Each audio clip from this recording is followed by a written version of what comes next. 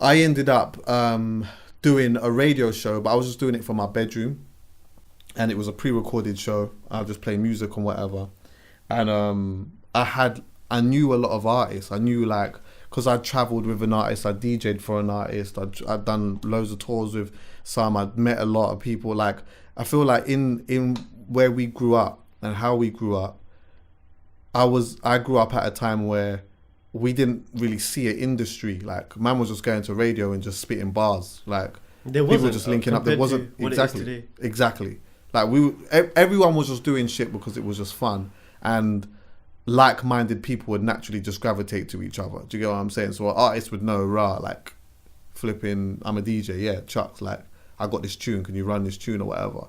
So I'm like, oh yeah, I'm doing this radio show. I've got this feature called Phone Check. Look, can I just, like, ring you and just chat to you for, like, a minute? Yeah, cool. So I think I did Gets, I did G Fresh, I did Kano, I did, who else? I did Ray, I did Jay Prince, and yeah, I did a few other artists anyway. Literally just 10-minute conversations, whatever, just catching up with them. They're all, like, super early in their career, whatever. Kano had obviously done some bits and pieces and whatnot. G Fresh was, you know, Bara. He's obviously Young Bane's manager now. Mm-hmm. But then one day I was supposed to do Angel, yeah, and I used to DJ for Angel. But he was long, for whatever reason, he was long, yeah. And I randomly just thought, you know what, yeah. I had Wiley's telephone number, so I just thought, you know what, let me just text him and see if he wants to do it, yeah. So I texted him, and then he was like, yeah, cool, like, I'll do it now. And I wasn't prepared, I wasn't ready, I was sitting and just chilling, I had nothing set up, yeah. So when he said yeah, I thought, shit, boom, cool. I just, like, set everything up or whatever. I think he was in Cyprus. And then I just recorded, and then we started talking, and we talked for an hour. Like, after 10 minutes, I thought, you know what? There's no way I'm stopping this conversation, innit? 'Cause I don't know when I'm getting him on the phone again. So, we talked for an hour, and once that was done, I was thinking, shit, what am I going to do with that? So I just put it on my SoundCloud. I just thought, let me just put it out there. And when I put it out there, I always remember, like, the first initial responses were, right, this is sounding sick, but you know what, yeah? Maybe you should have just had, like, 10-minute segments or 5-minute segments, because no one was really used to listening to a conversation dry like that. Long form content. Long form, exactly, 1 hour, yeah? But my mind was always like, if it's interesting, people find it interesting enough, they're just going to sit and they're going to listen to it. So I put it out, and that done really well. So then one thing that I would do is I'll just turn the microphone on, and I would just talk, like, to myself. I went to Red Bull Culture Clash one time, and, like, what Red Bull Culture Clash, how they embodied sound system culture was amazing to me. And I knew that people didn't understand the significance in what Red Bull Culture Clash was doing at that time and how they were executing it. So I just wanted to talk about it.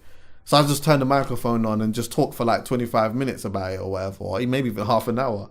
So I was doing that, and then I was, like, trying to find other people to have long form conversations with. I did one with Cashtastic when he got removed from the UK, which is still one of my favourite conversations.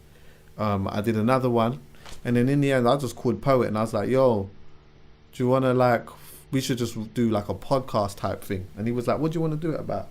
I was just like, I don't know, man, like, whatever. And he was like, yeah, because I want to talk about this, that, no, yeah, blah. So I was like, you know what, boom, let me find a studio. So Casa, who's highly from Weston's brother, he told me about a studio called Jukebox.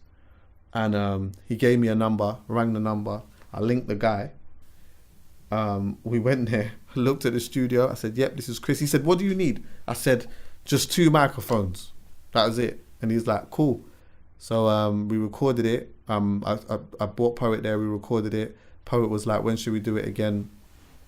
I was like, let's do it next month. He said, no, let's do it next week. And then we cracked on. The person who I ended up meeting for the studio ended up being Dan. And then Dan used to sit in, obviously record. Then he started to like have a little bit of input or whatever. And I used to call him Producer Dan. And then in the end, I started calling him Savage Dan. And then boom. So you obviously were doing the long form conversations with artists, but at that time podcasting wasn't where it is today as well. No. So how did that idea come to you? Was it just organic? Like you just thought, you know what, I'm going to start something. And at that moment, did you think, okay, this is going to be something that will get into the culture? Or were you just like, let's just do it. This is something I want to do. Yeah, in the beginning, I didn't think none of that. I just did it. And we was just doing it. But then I'd say maybe like 10 episodes in, I started to pay attention to how like some of the podcasts that like people that were like from America that were doing it, because some of them were doing it from before. I know that like Brilliant Idiots might have started theirs maybe just before we started ours. No, they maybe been around. We're like what, five and a half years now, I think. So Brilliant Idiots is probably like six and a half. And so I was like looking at them, and I was looking at Joe Rogan, and I was looking at like just anything that had long conversations, and just I think I was looking at them more so to think like, am I doing something weird? Like, is it weird? Do you get what I'm saying? Like, we're just sitting and we're just having like long conversations and that, and like, yeah, we're talking about music and we're talking about some other bits and pieces, but I guess in some way I was looking at them and I was thinking, okay, they're kind of doing sort of a similar thing. Like, how are they doing it, and how can I do it differently? Like, what makes mine different? That was one thing that I would think about a lot. Like, if this is going to be big, like, why would mine be different to like what is already out there? Bearing in mind that there was nothing really out there, but I wanted to have something that was different about mine that not anyone could just do.